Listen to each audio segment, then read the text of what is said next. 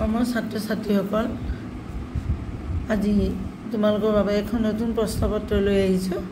এই প্ৰশ্নপত্ৰখন 2024-25 বৰ্ষৰ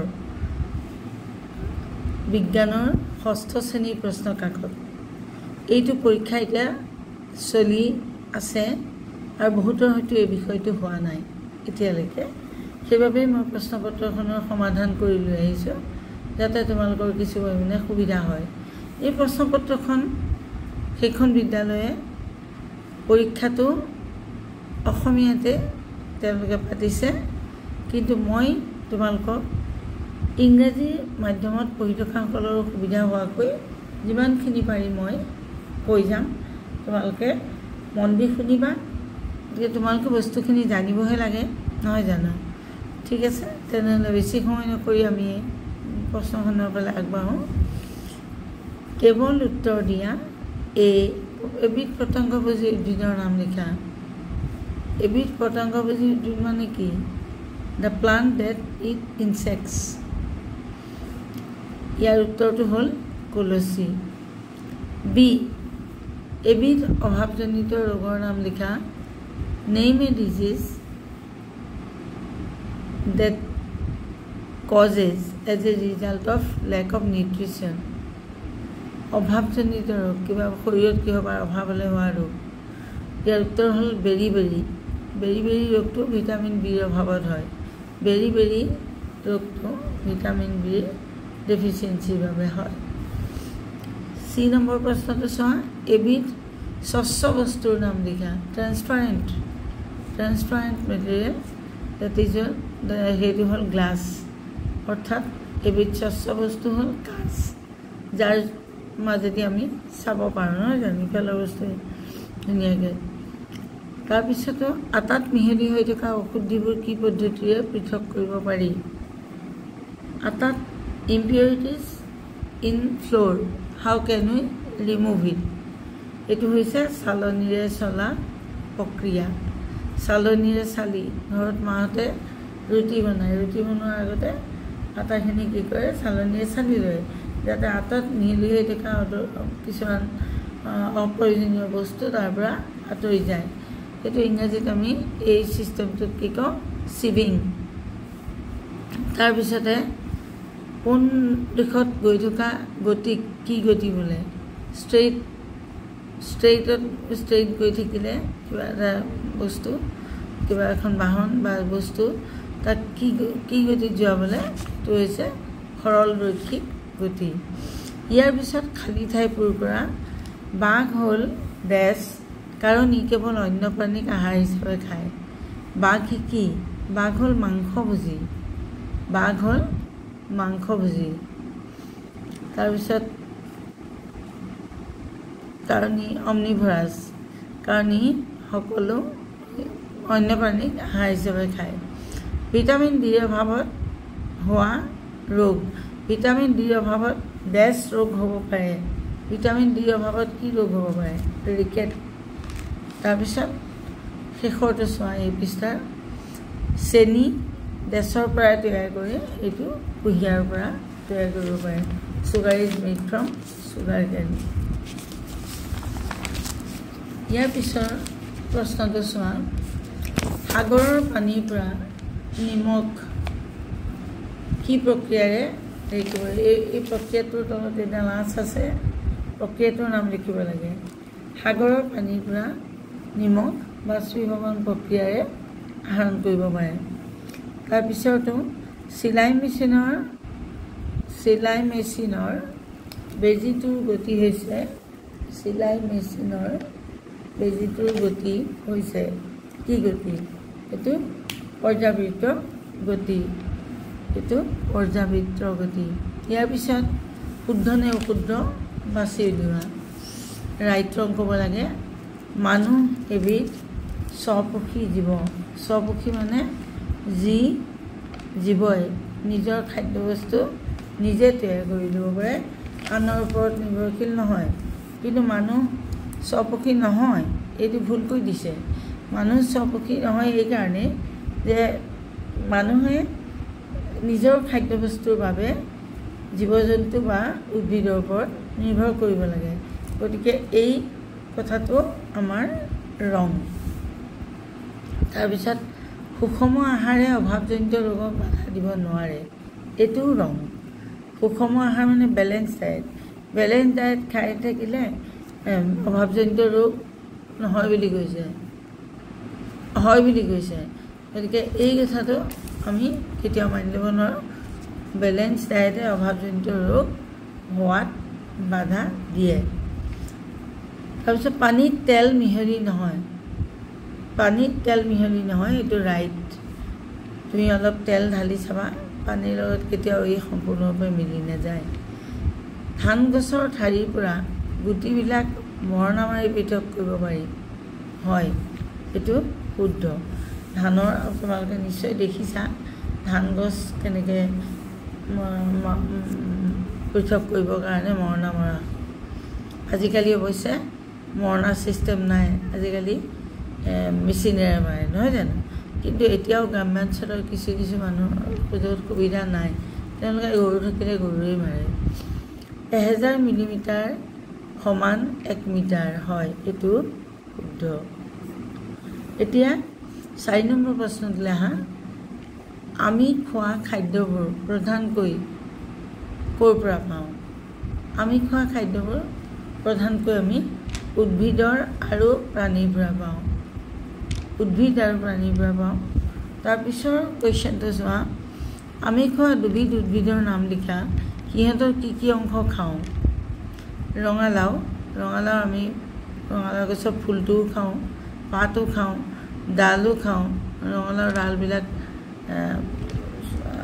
শাক বনাই নাখায় জানো ডাল পাতবিলাক তাৰপিছত ফল আকৌ ৰঙালাওৰ ফলটোও খাওঁ মানে ৰঙালাওটোও খাওঁ নহয় জানো তাৰপিছত কলৰ চোৱা ফুল ফল কল ফুলটো খাওঁ কল লাগিলে কলো খাওঁ আৰু কিছুমান কলৰ কাগজডালো আমি পচলা হিচাপে খাওঁ নহয় জানো তাৰপিছত চি প্ৰশ্নটো চোৱা দাইল প্ৰস্তুত কৰিবলৈ কি উপকৰণৰ প্ৰয়োজন দাইল প্ৰস্তুত কৰিবলৈ আমাক উপকৰণ লাগিব প্ৰথমতে লাগিব আমাক দাইল তাৰপিছত লাগিব পানী নিমখ আৰু হালধি এইখিনি হ'লে আমি দাইলটো প্ৰস্তুত কৰিব পাৰোঁ তাৰপিছত প্ৰাণীৰ নামেৰে তালিকাখন পূৰ কৰা তাৰ পিছৰ প্ৰশ্নটো তৃণভোজী হাৰ্বিভৰাছ এইটো হাৰ্বিভৰাছৰ ভিতৰত হৰিণ আৰু গৰু ঘাঁহ খাই জীয়াই থাকে মাংসভোজীৰ ভিতৰত সিংহ আৰু বাঘ আৰু সৰ্বভোজীৰ ভিতৰত কুকুৰ আৰু মানুহ কুকুৰেও চব বস্তু খায় মানুহেও চব খায় মাছ মাংসও খায় গছ প্লাণ্টো খায় নহয় জানো তাৰপিছত আমাৰ খাদ্যৰ প্ৰধান পৰিপোষকসমূহৰ নাম লিখা আমাৰ খাদ্যতনো কি নিউট্ৰিয়েণ্টছ আছে তাৰ নাম লিখিবলৈ দিছে কাৰ্বহাইড্ৰেট প্ৰটিন স্নেহ পদাৰ্থ অৰ্থাৎ ফেটছ ভিটামিন আৰু মিনাৰেলছ খনিজ লৱণ মানে মিনাৰেলছ তাৰপিছত তলত দিয়া উপাদানসমূহ খাদ্যবস্তুৰ উপাদান সমৃদ্ধ তলত দিয়া উপাদান সমৃদ্ধ খাদ্যবস্তুৰ দুটাকৈ নাম লিখা কাৰ্বহাইড্ৰেট থকা দুটা বস্তু হ'ল চাউল আৰু আলু স্নেহ পদাৰ্থ ফেটছ থকা দুটা বস্তু হ'ল ঘিউ আৰু মাখন মানে বাটাৰ আৰু ঘি নহয় জানো লু মানে আইৰণ থকা বস্তু হ'ল সেউজীয়া শাক পাচলি আৰু বিট জানা নহয় ৰঙা হৈ যায় যে তাৰপিছত চি আমাৰ শৰীৰত কেলছিয়ামৰ অভাৱত কি অভাৱজনিত ৰোগ হ'ব পাৰে এই ৰোগৰ পৰা পৰিত্ৰাণ পাবলৈ আমি কি কৰা উচিত কেলছিয়াম নাথাকিলে আমাৰ কি বেমাৰ হ'ব পাৰে কেলছিয়ামৰ অভাৱত আমাৰ শৰীৰত হাড় আৰু দাঁত ক্ষয় যাব পাৰে আমাৰ হাড় থুনুকা হ'ব পাৰে আৰু দাঁতো ক্ষয় যাব পাৰে আৰু এনেবোৰ ৰোগৰ পৰা আমি বাচিবৰ কাৰণে আমি কি খাম আমি গাখীৰ কণী আদি বস্তুবোৰ যিবোৰত কেলছিয়াম যথেষ্ট পৰিমাণে পোৱা যায় সেই বস্তুবিলাক আমি খাম তাৰপিছত আহিলে তলত দিয়াবোৰৰ পৰা অমিলটো বাছি উলিওৱা তলত কিছুমান বস্তুৰ নাম দিয়া আছে তাৰ মাজত অমিলটো বাছি উলিয়াব লাগে ইংৰাজীত হ'লে find the odd one out লো তাম বালি এলুমিনিয়াম জিংক লো তাম জিংক এলুমিনিয়াম এইকেইটা হৈছে ধাতু কিন্তু বালিটো ধাতু নহয় গতিকে বালিটো আমি বাহিৰ কৰিম তাৰপিছত চকী মেজ বিছনা ছাতি আলমাৰি চকী মেজ বিছনা আলমাৰি এইকেইটা হৈছে ফাৰ্নিচাৰৰ ভিতৰত পৰে নহয় আচবাবপত্ৰ এতিয়া ছাতিটো তাৰ লগত নিমিলে ছাতিটো আমি বাহিৰ কৰিম পদাৰ্থৰ তিনিটা ধৰ্ম উল্লেখ কৰা প্ৰপাৰ্টিজ অফ মেটেৰিয়েল এতিয়া চোৱা এক নম্বৰ কথা পদাৰ্থৰ একোটা বাহ্যিক ৰূপ থাকে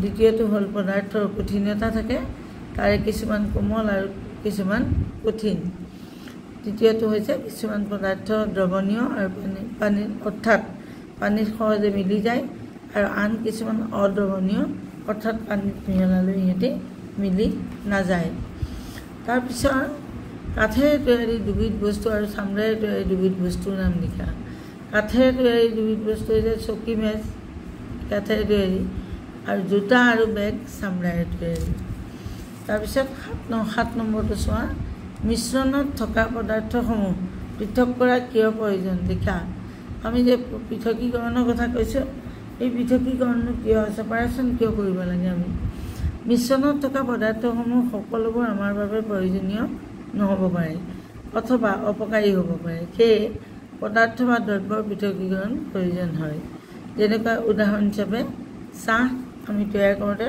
চাহপাতখিনি চেকনিৰে সিজাৰ পিছত তাৰ চাহপাতখিনি কি কৰা হয় আমি চেকি পেলাওঁ নহয় জানো তাৰপিছত পিছৰটো চোৱা দাইল চাউল আদিৰ পৰা শিলগুটিবিলাক আঁতৰ কৰি বাছি পেলোৱা হয় কাৰণ ই আমাৰ বাবে ক্ষতিকাৰক তাৰপিছত পদাৰ্থৰ পৃথকীকৰণ যিকোনো পদাৰ্থৰ পৃথকীকৰণৰ যিকোনো তিনিটা পদ্ধতি লিখিবলৈ কৈছে পদাৰ্থৰ পৃথকীকৰণৰ তিনিটা পদ্ধতি হৈছে বাষ্পীভৱন অৱক্ষেপন আৰু আশ্ৰাৱণ তাৰপিছত বোকাময় পানীৰ নমুনা এটাৰ পৰা কেনেকৈ পৰিষ্কাৰ পানী পাব পাৰি উত্তৰ ফিল্টাৰ কৰি বোকাময় পানীৰ নমুনা এটাৰ পৰা পৰিষ্কাৰ পানী পাব পাৰি তাৰপিছত হাতেৰে বাছি লোৱা পদ্ধতিৰে কোনবোৰ পদাৰ্থ পৃথকীকৰণ কৰিব পাৰি লিখা সাধাৰণতে চাউলৰ পৰা ধান দাইলৰ পৰা শিলগুটি বালিৰ পৰা শিল এইবিলাক আমি হাতেৰে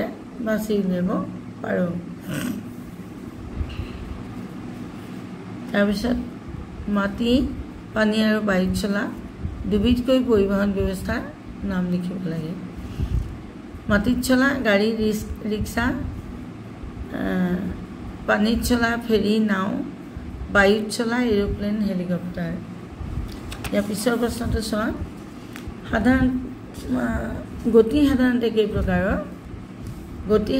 কেইপ্ৰকাৰৰ আৰু কি কি গতি সাধাৰণতে 3 প্ৰকাৰৰ সৰল ৰৈখিক গতি বৃত্তীয় গতি আৰু পৰ্যাবৃত্ত গতি আৰু আছে সেইবোৰ তোমালোকে ডাঙৰ ক্লাছত পাবাগৈ কিন্তু তোমালোকৰ বাবে সদ্যহতে এই তিনিটাই জানিলে হয় হাত বা ভৰিৰ জোখক প্ৰামাণিক একক হিচাপে কিয় ধৰিব নোৱাৰি হাত বা ভৰিৰ জোখক প্ৰামাণিক একক হিচাপে ধৰিব এইকাৰণেই নোৱাৰি কাৰণ মানুহৰ হাত বা ভৰিৰ জোখ একে নহয় সকলো মানুহৰ হাত বা ভৰিৰ জোখ যিহেতু একে নহয় গতিকে ইয়াক প্ৰামাণিক জোখ হিচাপে ধৰিব নোৱাৰি আজিৰ ভিডিঅ'টো ইমানতে শেষ হৈছে আশা কৰোঁ এইখিনিয়ে তোমালোকৰ বহুত কামত আহিব ভিডিঅ'টো ভাল লাগিলে লাইক শ্বেয়াৰ কৰিবলৈ নাপাহৰিবা আটাইলৈকে পৰীক্ষাৰ শুভেচ্ছা জনালোঁ পুনৰবাৰ আজিলৈ আৰু